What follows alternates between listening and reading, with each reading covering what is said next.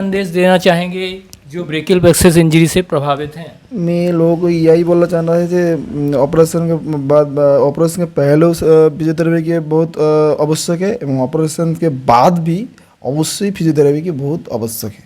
जी, आपने घर पे एक्सरसाइज की थी, इस तरह की गलती लोग ना करें। हाँ, मैं घर में जो एक्सरसाइज करते हैं लोग में गलती ना करें, यही मैं बोलना चाहता हूँ। नमस्कार साथियों, हीलिंग वैली की इस कड़ी में आज आपके लिए हम एक ब्रेकियल प्लेक्सस से संबंधित इंजरी पर चर्चा करने के लिए जुड़े हुए हैं।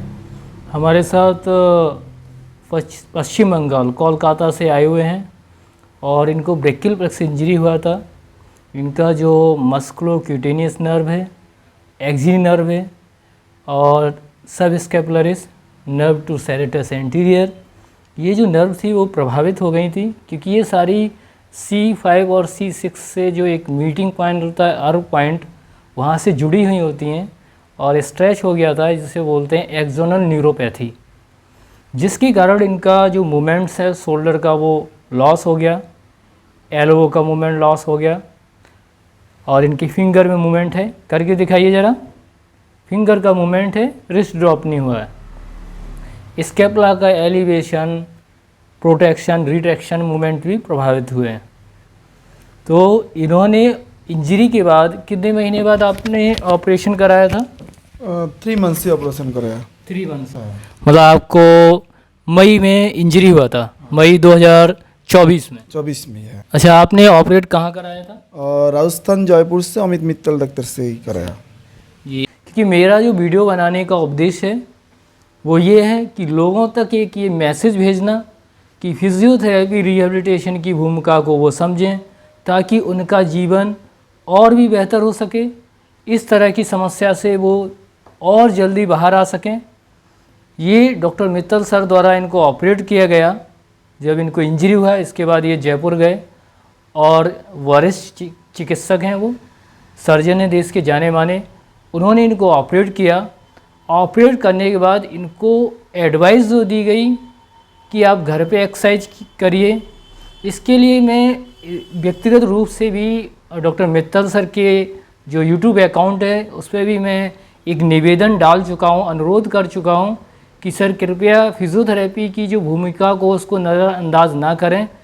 पेशेंट को आपकी ये नैतिक जिम्मेदारी है कि लोगों तक फिजियोथेरेपी रिहैबिलिटेशन के बारे में लोगों तक पहुँचाएँ ताकि उसका अधिक से अधिक लोग लाभ उठा सकें और बेहतर रिकवरी हो सके। निसंदेह डॉक्टर मित्तल सर देश के सर्जन हैं और वो कई सारे ऑपरेशन कर चुके हैं, उनके पास अनुभव कहीं बेहतर है देश के और चिकित्सकों से।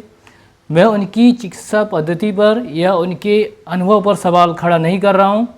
मेरा जो उनसे यही निवेदन है कि उन्होंने निसंदेह सर्जरी अच्छी की, लेकिन इसमें क्या समस्या रही कि ये पेशेंट, इनको एब्डक्शन करने में जो सर्जिकल प्रोसीजर हुआ उससे जो कॉन्ट्रैक्चर बने, कॉन्ट्रैक्चर से अब इनको मूवमेंट पैसिव करने में, अगर मैं इस सीलिंग को खोलता हूँ, ज़रा निकालिए और सामने कर देखिए इधर मेरी तरफ, हाँ अभी इनको क्या, उधर देखिए ज़रा, इनको जब मैं ये एब्डक्शन कराता हूँ, पैसिवली भी कराता हूँ क्योंकि ये इंटरवेंशन हुआ है, इधर घूमिए ज़रा, ये इससे ये कॉन्ट्रैक्चर बने हुए हैं।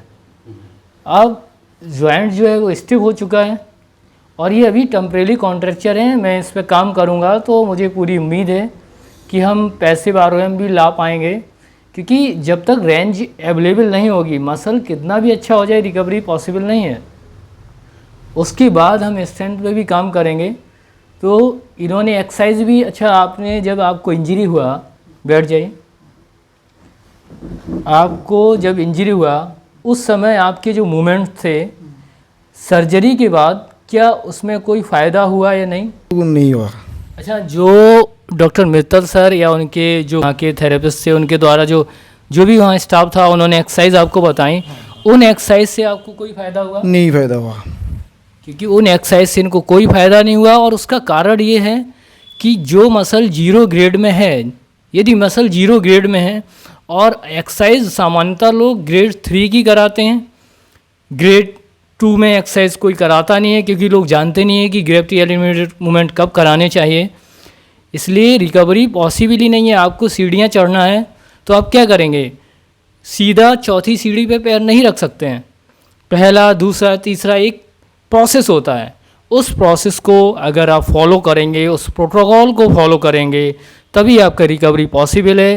फिजियोथेरेपी भी एक साइंस है, कोई जादू नहीं है, क्योंकि ये वही बुकें सारी रखी हुई हैं जो मेडिकल साइंस की हैं। सारी बुकें BD चौरसिया से लेके मेडिसिन की, न्यूरो की सारी किताबें यहाँ पर वही रखी हुई हैं, पैथोलॉजी की भी रखी हुई हैं।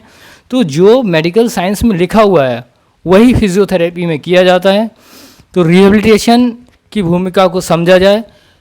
इस तरह के अगर जो भी पेशेंट प्रभावित हैं ब्रेकियल प्लेक्सस इंजरी से, उनको इस तरह की अगर इंजरी है तो फिजियोथेरेपी अवश्य लें। सर्जरी से पहले भी फिजियोथेरेपी कराएं अगर माइल्ड इंजरी हुआ है, और सीवियर इंजरी होने पे आपको फिजियोथेरेपी ऑपरेशन के बाद करानी है। अगर आपने ऑपरेशन के बाद फिजियोथेरेपी नहीं कराई तो आपकी रिकवरी संभव नहीं है। और इसका एग्जाम्पल आपके सामने है, क्योंकि इनका सर्जरी के बाद इनको कोई फ़ायदा नहीं हुआ। जो इन्होंने एक्सरसाइज की थी उस एक्सरसाइज से कोई फ़ायदा है नहीं पैदा हुआ। ठीक है। अच्छा अंकल जी, आप इनके कौन हैं? पिताजी हैं आप? चाचा चाचा जी हैं। चाचा इन्होंने ऑपरेट कराया, इनको घर पे एक्सरसाइज बताई गई करने के लिए, उससे कोई फ़ायदा आपको लगा? फायदा तो हुआ नहीं बोल के आपका पास चला आया। ये जाम और हो गया। हाँ तो अगर इनको अच्छे से इलाज मिलता, फिजियोथेरेपी होता, तो बहुत अच्छी रिकवरी होती यार। हाँ क्योंकि इनका ये ग्रेड है, इसमें 0 नहीं है। इसका भी ग्रेड 0 नहीं है, ट्राइसेप का ग्रेड 1 में है ये मसल।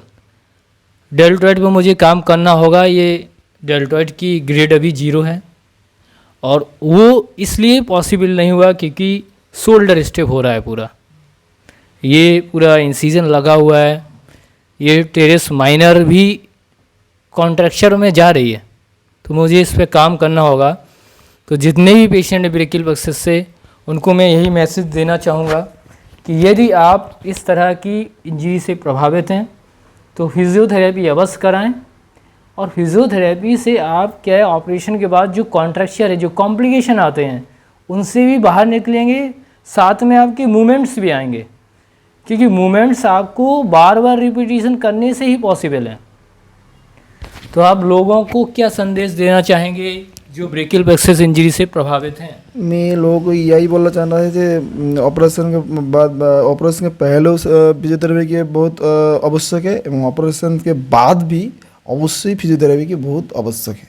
जी, आपने घर पे एक्सरसाइज की थी, इस तरह की गलती लोग ना करें। हाँ, मैं घर में जो एक्सरसाइज करी तो है, लोग में गलती ना करें, यही मैं बोलना चाहता हूँ। क्योंकि ये एक पूरा साइंस है, और ये भारत में ही नहीं दुनिया ने WHO भी मानता है, और WHO भी कहता है कि फिजियोथेरेपी एक साइंस है।